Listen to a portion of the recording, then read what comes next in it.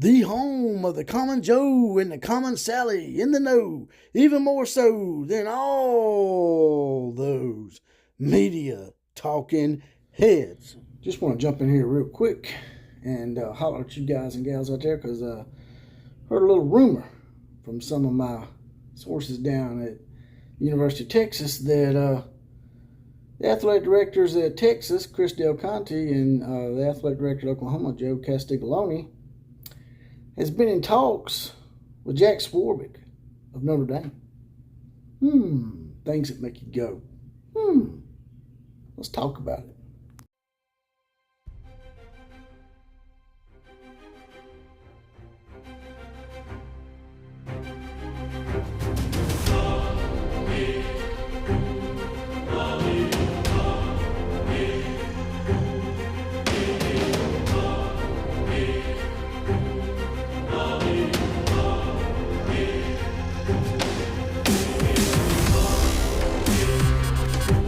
Well, here we are again.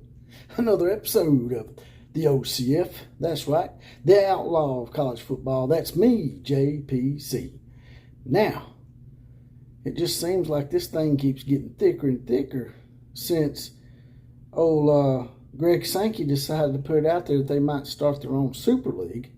Not just a playoff amongst SEC teams like people want to believe, but a Super League in which the SEC may be doing the unthinkable to the Big Ten and the ACC, who have always coveted one team. That's right, those Notre Dame Fighting Irish. King of Independence holds the key to possibly all of this coming to fruition.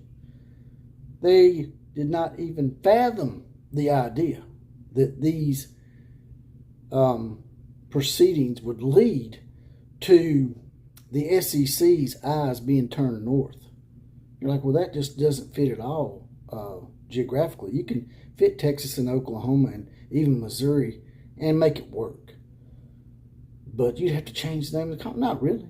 Like I discussed in a podcast just a few hours ago with my podcast partner, Jonathan Lewis at College Football with Jonathan Lewis. Check that out. I just discussed with him the possibilities of all this. I mean, because they wouldn't even have to change the acronym. They could just call it the Sports Entertainment Conference. Hell, maybe we should all put a patent on that, the common Joes and Sallies out there. Maybe we can get us a piece of the pie. And all this big hullabaloo that's going around today and yesterday.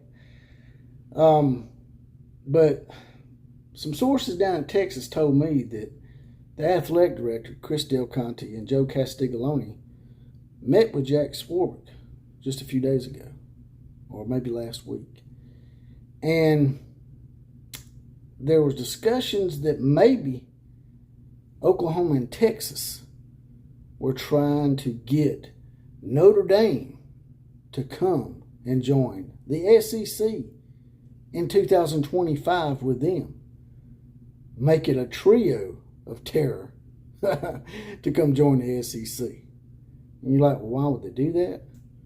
Well, you know, Notre Dame and Oklahoma have a slight history together. You know, Notre Dame ended their little 47-game win streak, but they've always been like mutual,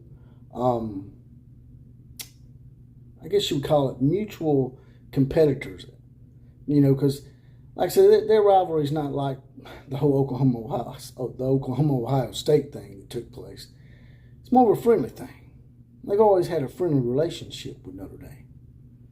And I know all this sounds a little wild and convoluted a little bit, but if Notre Dame and Jack Swarbrick were pissed off as much as Sankey was about those meetings that took place that absolutely led to nothing at all, then Swarbrick's probably in on this whole thing with Sankey, you know, because him and Sankey were the ones that were most vocal about how the whole meetings and the things that took place at those meetings produced absolutely nothing.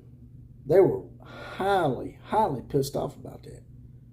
So Notre Dame could, in effect, help stick it to the Big Ten and the ACC and make them follow suit. as far as coming to a acquiescing to some kind of an agreement so that this Super League doesn't take place.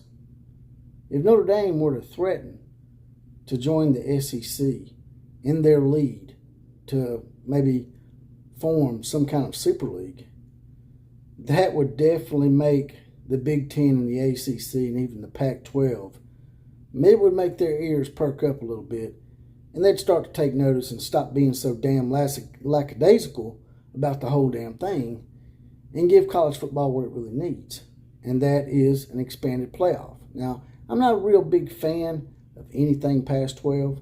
All these people that want to go to 16 and 32 teams, I'm not down with that.